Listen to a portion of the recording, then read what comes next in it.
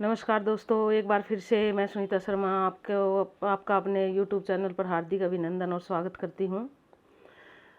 उम्मीद है कि आपकी तैयारी अच्छी चल रही होगी और अगर हम युद्ध स्तर पे लगे रहे तो वह दिन दूर नहीं जब हमारा स्टेट क्वालिफाई होगा और आगे स्क्रीनिंग में भी ये सारी चीज़ें हमारे लाभदायक हमारे लिए रहेगी।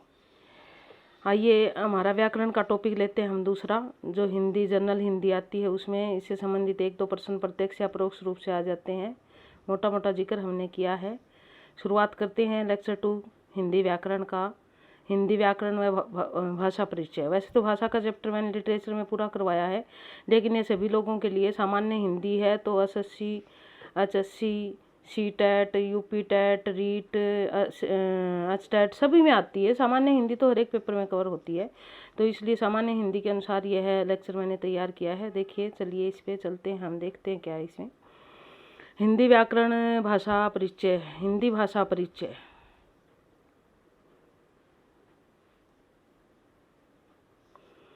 हाँ जी, क्या है ये? यदि हम भाषा की बात करें तो भाषा शब्द की उत्पत्ति कहाँ से हुई है। यहाँ पर थोड़ी सी मैंने उत्पत्ति के बारे में बताया। कई बार पेपर में यही पूछ लिया जाता है कि हिंदी भाषा की उत्पत्ति किस धातु से हुई है, क्योंकि है तो हिंदी संस्कृत की जननी, तो कई बार मूल बातें भी पूछ ली जाती है। तो इसकी उत्पत्ति संस्कृत की भाष धातु है, भाष धातु से हुई है। अगर भाष का शाब्दिक अर्थ हम ले तो भाष का मतलब ही होता है बोलना, यानी कि विचारों का आदान प्रदान करना। बोलना, या ये तारों नहीं है, ध्यान रखना, सॉरी, ये विचारों है। ये टाइपिंग में गलत हो गया भी थोड़ा सा, शुरुआत में मैंने भी ध्यान नहीं दिया थोड़ा सा इसका। विचारों का आदान प्रदान जो है वो क्या है? भाषा है। यह एक सामाजिक प्रक्रिया है, यानी कि यह एक सामाजिक विकास की प्रक्रिया है। धीरे धीरे जैसे जैसे बच्चा छोटा होता है फिर बड़ा बोलता हुआ चलता है। और भाषा का रूप ही एक होता है कठिनता से सरलता की ओर। जब शुरुआत में हम बोलते हैं तो बहुत कठिन लगती है और धीरे धीरे सरल होती जाती है। प्रत्येक भाषा के साथ ये है, हिंदी के साथ भी ऐसा ही है। भाषा के 2 रूप होते हैं। अगर रूप की बात करें तो 2 ही रूप होते हैं, एक मौखिक और दूसरा लिखित। कई लोग जो है ना सांकेतिक को मानते हैं, जबकि सांकेतिक जो है वो मौखिक रूप का एक पार्ट होता है। तो इसलिए 2 ही रूप होते हैं भाषा के, ये आपको ध्यान रखने हैं, एक मौखिक और एक लिखित। यानी कि जब ध्वनियों को हम लिखकर प्रकट करते हैं तो लिखित हो जाता है और बोलते हैं तो मौखिक होता है। दूसरा जो है हमारा इसका पॉइंट है, यदि हम हिंदी भाषा की बात करें, हिंदी पे यदि हम आ जाएं तो हिंदी को संविधान के अनुच्छेद 343 के अंतर्गत जो है उसको 14 सितंबर 1949 को भारत संघ की राष्ट्रीय भाषा स्वीकार किया गया था। कब किया गया था? 14 सितंबर 1949 को। कब, किस, कौन से आर्टिकल, कौन से अनुच्छेद के? 343 के अंतर। ये मैंने लिटरेचर वाले में बताया था, यहाँ इसलिए रिपीट कर रही हूँ कि ये सामान्य हिंदी है और ये लिटरेचर के अलावा जो लोग हैं उनको भी काम आएगी। उसके बाद अगली बात है हमारी, राष्ट्रीय भाषा के रूप में उसको मान्यता दे दी गई थी। तो यही कारण है कि 14 सितंबर को हमारा हिंदी दिवस मनाया जाता है। ध्यान रखना, हिंदी दिवस मनाने की शुरुआत जो है ना, ये तो हमारा 50 में लागू हो गया था जैसे संविधान लागू हुआ, लेकिन 1953 से 14 सितंबर को हिंदी दिवस मनाया जाने लगा। ये डिसाइड किया गया 1953 को कि भाई हर साल 14 सितंबर हिंदी दिवस के रूप में मनाया जाएगा। अगला जो है हमारा यहाँ पे इसका पॉइंट है भारतीय संविधान की। अब कई बार क्या आ जाता है, आपके सामान्य पेपर में ही पूछ लिया जाता है कि भाषाओं को संविधान की किस अनुसूची के अंतर्गत रखा गया है। भारतीय संविधान में कुल जो है ना 12 सूचियाँ थी मूल संविधान में, तो उसमें जो है ना 8वीं अनुसूची में इसको रखा गया है, सारी भाषाओं को। 8वीं अनुसूची में भाषाओं की पूरी डिटेल दी गई है। तो ये हमारी अगर अनुसूची का नाम आता है या सूची का नाम आता है तो हमारी 8वीं सूची में आएगा ये, ठीक है। अब इस समय वर्तमान में कितनी भाषाएं स्वीकृत है संविधान द्वारा? 22 भाषाएं स्वीकृत है। और जो भाषा संविधान स्वीकार कर लेता है उसी भाषा को हम राष्ट्रभाषा कहते हैं, क्योंकि संविधान पूरे राष्ट्र का है, तो उसमें जो भाषाएं रखी गई वो राष्ट्रभाषा के अंतर्गत आ गई। तो इस प्रकार ये जो हमारी 22 भाषाएं हैं, इसमें से कई बार ये मैंने इसलिए आपको दी है यहाँ पे कि कई बार जो ना इनमें से एक देकर एक जो राष्ट्रीय भाषा नहीं है वो दे दिया जाता है और प्रश्न पूछ लिया जाता है निम्न में कौन सी राष्ट्रीय भाषा नहीं है। तो इस प्रकार के प्रश्न कई बार आ जाते हैं, तो एक बार थोड़ी मोटी मोटी इस पर नज़र डाल लेना। हमारी हिंदी, संस्कृत, उर्दू, पंजाबी जो है हिंदी, संस्कृत, उर्दू, पंजाबी, गुजराती, मराठी, उड़िया। उसके बाद अगली हमारी आती है असमिया, बांग्ला, और मणिपुरी, कोंकणी, नेपाली, सिंधी, कश्मीरी, तमिल, तेलुगु, कन्नड़, मलयालम, वोडो, डोगरी, मैथिली और संथाली। सबसे अंत में जो है 4 भाषाएं, 3 संशोधन हो चुके शुरुआत में 14 थी और सबसे बाद में वोडो, डोगरी, मैथिली और संथाली रखी गई है। इस प्रकार जो है हमारी राष्ट्रीय भाषाएं हैं, 22 राष्ट्रीय भाषाएं। उसके बाद हमारा आगे आता है, कई बार ये हो जाता है कि हिंदी राष्ट्रीय भाषा के रूप में कब लागू हुई, तो लागू कब हुई? 26 जनवरी 1950। ये 20 फिर गलती से, आज तो नहीं गलती हो रही, 26 जनवरी, यहाँ पे 26 आएगा दोस्तों, ये ध्यान देना थोड़ा सा। 26 जनवरी 1950 से जो है भारतीय संविधान जैसे ही लागू हुआ तो राष्ट्रीय भाषा जो है ना, उसमें राष्ट्रीय भाषाएं कितनी थी, मैंने पहले भी बताया आपको, 4 थी। बाद में 3 संशोधनों द्वारा पहले 1 जोड़ी गई, फिर 3, फिर अंत में, सबसे अंत में जो है ना 4 भाषाओं को जोड़ा गया और इस प्रकार करके हमारी 22 हो गई। यदि हम पूरे विश्व की बात करें तो पूरे विश्व में लगभग 3000 भाषाएं बोली जाती है, जिनको अलग अलग 12 परिवारों में रखा गया है। सामान्य हिंदी के लिए परिवार इतने महत्वपूर्ण नहीं है, इसलिए इनका मैंने जिक्र सिर्फ संख्या में किया है, नाम उनके यहाँ पे नहीं दिए। अगर भारत की बात करें तो भारत में अधिकतर 2 भाषा परिवार चलते हैं।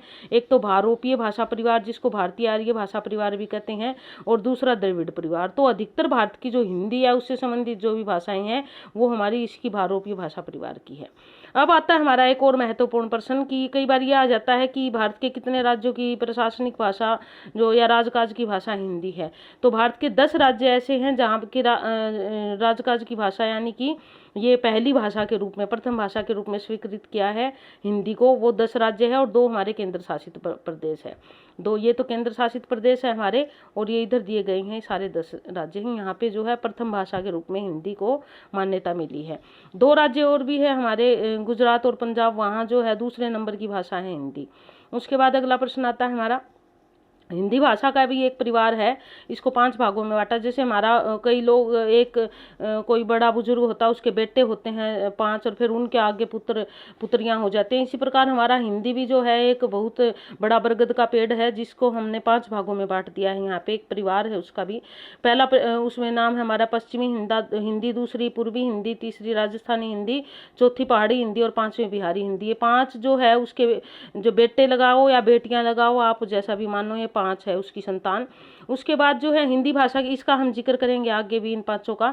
हिंदी भाषा की यदि लिपि की बात करें हम, तो हिंदी भाषा की लिपि देवनागरी है, जो संस्कृत की भी है, मराठी, नेपाली, कोंकणी आदि भाषाएं हैं जिनकी लिपि जो है वो देवनागरी है। अब ये प्रश्न मैंने लिटरेचर में भी करवाया था, यहाँ फिर रिपीट कर रही हूँ। हिंदी जो है देवनागरी जो है मूल रूप से ब्राह्मी लिपि से निकली है। उसके बाद देखिए, पहले हमने अभी 5 परिवार के अंतर्गत 5 संतानों की बात की थी, अब उनका थोड़ा सा जिक्र कर लेते हैं, क्योंकि कई बार हो सकता है इसी से संबंधित प्रश्न पूछ लिया जाता है। क्या जिक्र है इसका? देखिए, पश्चिमी हिंदी और इसके अंतर्गत 5 बोलियां आती है। पूरी अगर 5 के परिवार को बांटा जाए तो उसकी 18 संतानें यानी कि 18 भाग है उसके। पश्चिमी हिंदी इसके अंतर्गत 5 बोलियां आती है। पहली बात है बुंदेली, इसका क्षेत्र छतरपुर, भोपाल और झांसी है। बुंदेलखंड जो क्षेत्र है उसमें बोली जाती है। दूसरी हमारी कन्नौजी, इसका क्षेत्र कन्नौज, सीतापुर यानी कि उत्तर प्रदेश का जो है इलाका हमारा नीचे वाला जो है वो है इसमें।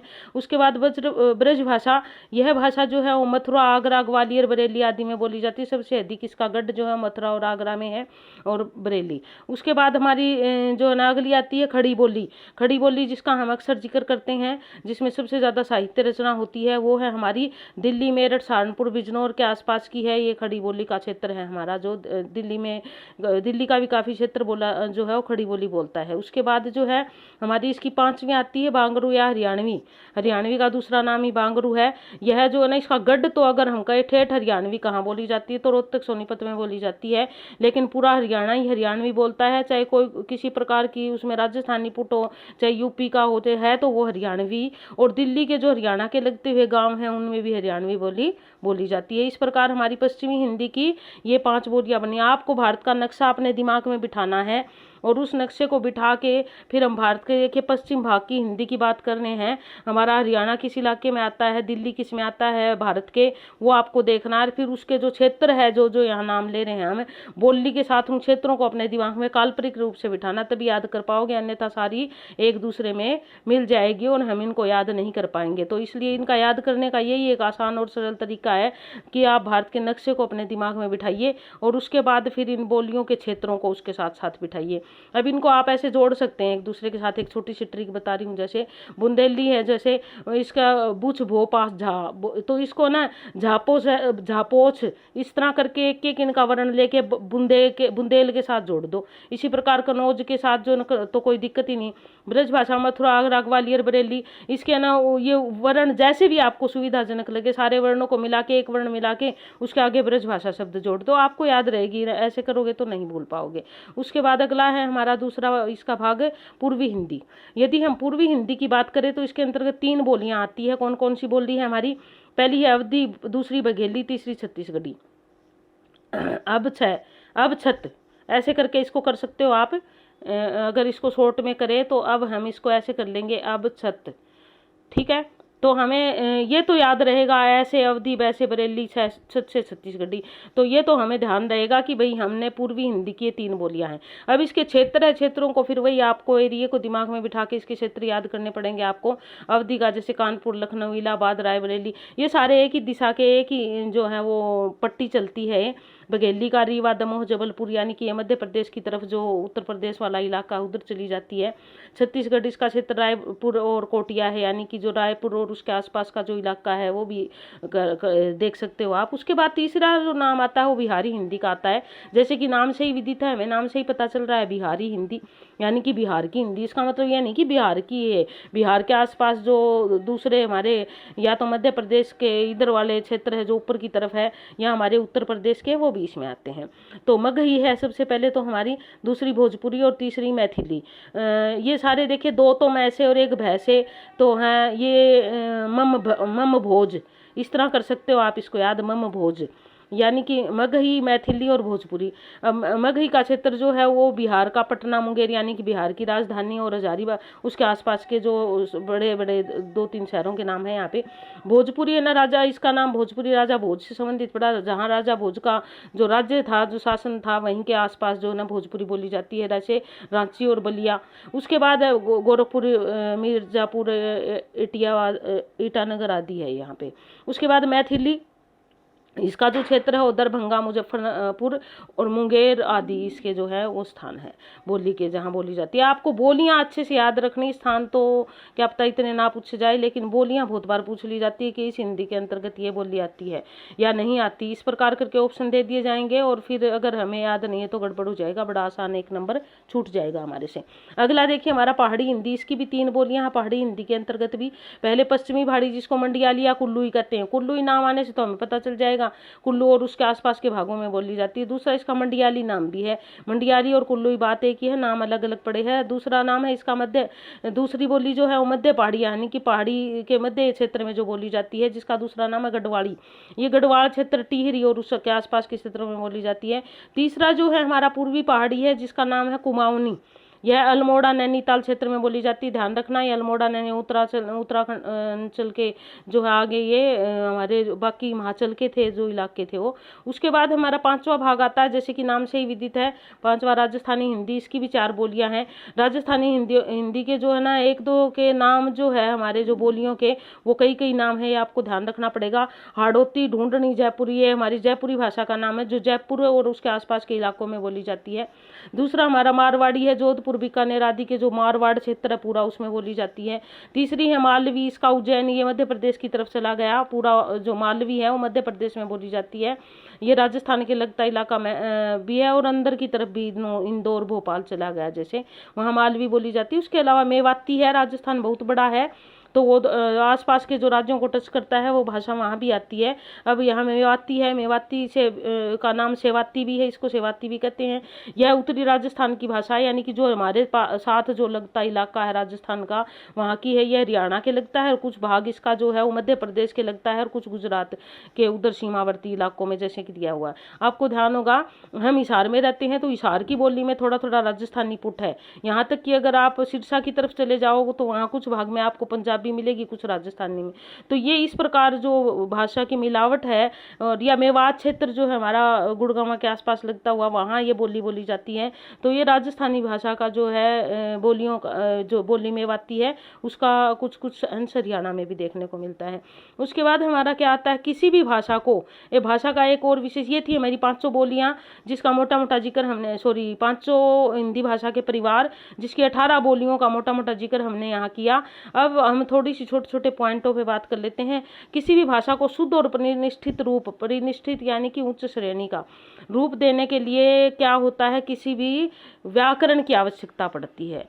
व्याकरण का यदि हम शाब्दिक अर्थ देखें, वी प्लस आकरण, यानी कि चारों ओर से आकरण करने वाला, यानी कि उसको संरक्षित करने वाला, यानी कि जिसमें नियमों का वर्णन होता है, वो क्या होता है, व्याकरण होता है। अब व्याकरण के जो है हमारे 3 रूप है, 3 महत्वपूर्ण अंग होते हैं जिनकी आगे डिटेल होती है। पहला वर्ण विचार है, दूसरा पद विचार और तीसरा वाक्य विचार। इसी आधार पर सारा व्याकरण टिका हुआ है। आगे हम इसका अलग अलग पार्टों में जो है वो वर्णन करेंगे, लेकिन इसका वर्णन करने से पहले हम क्या करते हैं, भाषा संबंधी जो मुख्य पॉइंट है जो हमें पता होना चाहिए, उन पे जिक्र कर लेते हैं। सबसे पहला तो हम हिंदी के जो है वो कई रूप हैं। हिंदी राष्ट्रभाषा है, हिंदी राजकीय भाषा है, संपर्क भाषा है, अंतर्राष्ट्रीय भाषा है। थोड़ी डिटेल अगर करवा देती हूँ। राष्ट्रभाषा क्योंकि संविधान के अंतर्गत जो है ना इसको मान्यता मिली। राजकीय भाषा जो है इसको 1965 को ये संविधान में जो है 351 ए के अंतर्गत इसको राजकीय भाषा माना गया। और चौथा संपर्क भाषा, बोलचाल की भाषा तो है ही, भारत के आधे से ज़्यादा इलाके में बोली जाती है। अंतर्राष्ट्रीय भाषा इसलिए है, हमारे बहुत सारे विद्वान जो है वो अंतर्राष्ट्रीय स्तर पर भी इस भाषा का प्रयोग करते हैं। सबसे पहले यदि आप बात करें तो UN की सभा थी, उसमें हमारे पूर्व प्रधानमंत्री माननीय अटल बिहारी वाजपेयी, जब वो उस समय विदेश मंत्री थे, तब उन्होंने वहाँ हिंदी में भाषण देकर पूरे विश्व पटल पर हिंदी को एक नई पहचान करवा दी थी। तो इसलिए ये अंतर्राष्ट्रीय भाषा भी है। और विश्व के बहुत सारे देश ऐसे हैं जहां हिंदी भाषा बोली जाती है। यदि विश्व स्तर पे बात करें तो हिंदी बोले जाने वाली विश्व की दूसरे नंबर की भाषा है। बोली, उपभाषा, भाषा तीनों अलग अलग होती है। इनमें क्या अंतर होता है, देखिए। बोली एक छोटे क्षेत्र में बोले जाती है, यानी कि हमारे यहाँ तो एक कहावत है, कोस कोस पर बदले पानी, 4 कोस पर बदले वाणी। तो ये जो वाणी यानी कि जो बोली, उसी को कहते हैं जो छोटे छोटे क्षेत्रों में बोली जाती है। उपभाषा क्या होती है, इसका क्षेत्र बोली से थोड़ा बड़ा होता है, यानी कि थोड़ा और ज़्यादा विस्तृत होता है, और इसमें थोड़ी थोड़ी साहित्य रचना भी होती है, लेकिन ध्यान रखना कम होती है, ज़्यादा नहीं होती। अगर हम भाषा की बात करें तो भाषा परिनिष्ठित व्याकरणिक रूप होता है, इसका क्षेत्र बहुत विशाल होता है, और भाषा में जो है वो प्रचुर मात्रा में साहित्य से रचना होती है। और यह जो है हमारा संसार नहीं है, सॉरी यहाँ पर संचार आएगा, ये ध्यान रखना थोड़ा सा। यह जो है वो संचार, यह संचार के साधनों में प्रयुक्त होती है, यानी कि इसमें अखबार निकलते हैं, टीवी प्रोग्राम आते हैं, यह विस्तार होता है संचार के कारण इसका। इस प्रकार अगला जो बिंदु है हमारा वो क्या है कि भाषा की सार्थक इकाई, ये ध्यान से देखना आप, आपके लिए बहुत इंपॉर्टेंट है।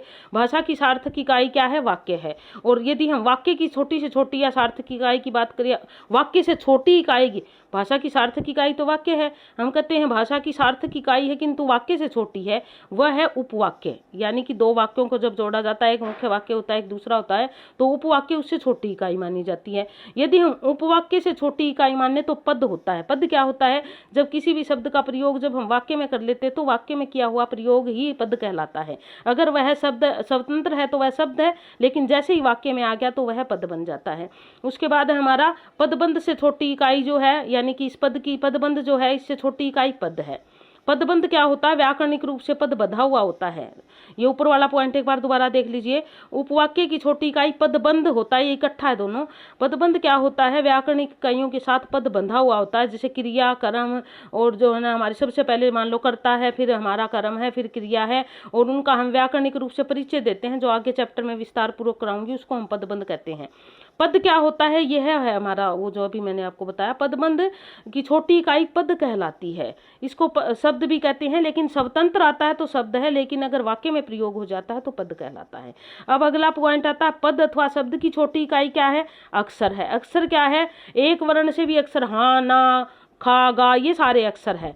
और जो ना इनको हम क्या कहते हैं, अक्षर कहते हैं, यानी कि जो सार्थक अर्थ देकर जाए उसको अक्षर कहा जाता है। उसके बाद अक्षर से छोटी इकाई की यदि बात करें हम, तो अक्षर से छोटी इकाई क्या कहलाती है, वो कहलाती है ध्वनि। उसको ध्वनि कहते हैं या वर्ण कहते हैं अक्षर से छोटी इकाई को। ठीक है, इस प्रकार जो है हमारा व्याकरणिक रूप से ये थोड़ा भाषा के बारे में विस्तार पूर्वक वर्णन, छोटा छोटा वर्णन था। उसके बाद हमारा अगला आता है, इस प्रकार यदि हम इन सब का अध्ययन करते हैं तो व्याकरणिक रूप से भाषा की लघुतम इकाई क्या है, वर्ण है। भाषा विज्ञान की दृष्टि से भाषा की लघुतम इकाई, भाषा विज्ञान क्या कहता है, भाषा की लघुतम इकाई वाक्य है। और भाषा की लघुतम इकाई वैसे सामान्यतः क्या मानी जाती है, वर्णन। लेकिन भाषा विज्ञान क्या मानता है, ध्यान देना दोनों चीज अलग अलग है। अगर भाषा वैज्ञानिक रूप से अगर बात करें हम तो फिर वाक्य माना जाता है। उच्चारित भाषा को ही ध्वनि कहते हैं, यानी कि जो हमारे मुंह से जो हवा के साथ निकलती है वह ध्वनि है। और लेखन रूप जो है वो लिपि कहलाता है इसी ध्वनि का। हिंदी ये ध्वनि शब्द बड़ा मायने रखता है हिंदी में। आगे जब आप संधि करोगे तो ध्वनि का बहुत महत्व है उसमें। उसके बाद हिंदी को हिंदुस्तानी कहते हैं, कई नाम हैं हिंदी के। दक्षिणी हिंदी कहते हैं, देश भाषा कहते हैं। इसके अलावा रेखता भाषा के नाम से भी इसको जाना जाता है। इस प्रकार ये हिंदी के हमारे कई नाम हैं। हिंदी का नाम जो ना सबसे पहले हिंदी शब्द का प्रयोग जो था फारस के मुसलमानों ने किया था। ये नहीं कि ये शब्द है भी हमारा फारसी भाषा से निकला है हिंदी शब्द, ये इंपॉर्टेंट है ये वाली लाइन आपकी, फारसी भाषा से निकला है। हिंदी दिया भी फारस के मुसलमानों ने था इसको हिंदी नाम। उसके बाद जो हिंदी का विकास जो है शोर सैनी अपभ्रंश से हुआ है, यानी कि जब हम अपभ्रंश भाषा की बात करते हैं उसको हम जो ना पीछे चैप्टर में किया था हमने सर, तो हिंदी जो है हमारी शोर सैनी से विकसित हुई है। खड़ी बोली या हिंदी का सबसे पहले प्रयोग अमीर खुसरो की जो है पहेलियों और मुकरियों में मिलता है। अमीर खुसरो का वास्तविक नाम भी आपने जो है अब्दुल हसन है, मैंने पिछले चैप्टर में ही पढ़ा था अगर आपने ध्यान दिया हो तो। हिंदी का पूर्ण विकास 19वीं शताब्दी में हो गया था और आरंभ इसका 10वीं शताब्दी में हुआ था हिंदी का। 14वीं शताब्दी में इसकी प्रमाणिक रचनाएं मिली थी जो अमीर खुसरो ने लिखी थी। इस प्रकार हिंदी भाषा जो थी हमारी वो विभिन्न सोपानों से गुजरती हुई निकलेगी। आगे और हिंदी से संबंधित क्या इंपॉर्टेंट हो सकते हैं, जितना भी मैक्सिमम मुझसे किया गया मैंने कोशिश की है यहाँ पे। यह एक वैज्ञानिक भाषा है। वैज्ञानिक भाषा क्यों, क्योंकि इसमें एक वर्ण जो है ना एक ही उच्चारण एक ही ध्वनि के लिए बना है। अंग्रेजी की तरह नहीं है, सी का मतलब कै भी है, सी का मतलब सै भी है और सी का मतलब चै भी है, ऐसा नहीं है। इसमें एक वर्ण एक ही उसके लिए बना है उच्चारण के लिए, तो इसलिए वैज्ञानिक भाषा है। इसकी वर्णमाला को 3 भागों में बांटा गया, स्वर व्यंजन अयोग वा है। और एक और होता है चौथा भाग जो वर्णमाला का भाग नहीं है जिसको कहते हैं संयुक्त वर्ण। ये हम आगे करेंगे अगले वर्ण वाले चैप्टर में। इसके लेखन और उच्चारण में समानता, बिल्कुल जो लिखा जाता है वही उच्चारित किया जाता है। हिंदी भाषा का मानक रूप है, यानी कि मानक रूप में प्रयोग, मानक मतलब परिनिष्ठित रूप, सुधरा हुआ रूप, यानी कि साहित्य के लिए जो प्रयोग होता है उस रूप को मानक रूप कहते हैं। यह व्याकरण की कसौटी पर खरा उतरता है, बिल्कुल नियमों में बंधी हुई भाषा है। हिंदी राष्ट्रभाषा, राजभाषा, बोलचाल की भाषा के रूप में प्रचलित है, बिल्कुल है। विश्व में दूसरी सबसे अधिक बोले जाने वाली भाषा जो है वो हिंदी है। हिंदी के अनेक नाम है, ये मैंने पहले जिक्र किया था, यहाँ पे फिर से थोड़ा सा रिपीट हो गया है ये हिंदी के नाम, ये पढ़ लेना इसको, ये ध्यान रखना। रेखता भाषा भी हिंदी का ही नाम है। उसके बाद क्या हमारा हिंदी भाषा का ये व्याकरण का चैप्टर पूरा हुआ। उम्मीद करती हूँ कि आपको मेरी ये वीडियो पसंद आई होगी। पूरी वीडियो को देखने के लिए आपका बहुत धन्यवाद। और आप मेरे चैनल को देखते रहिए। मेरी वीडियो अगर अच्छी लगे तो शेयर करें और लाइक करें और मेरे चैनल को सब्सक्राइब अवश्य करें, क्योंकि ऐसा करोगे तो मुझे भी प्रोत्साहन मिलेगा और मैं आगे आपके लिए अच्छी अच्छी वीडियो लेकर आऊँगी। दूसरा लेक्चर लेकर जल्दी हाजिर होंगी। धन्यवाद।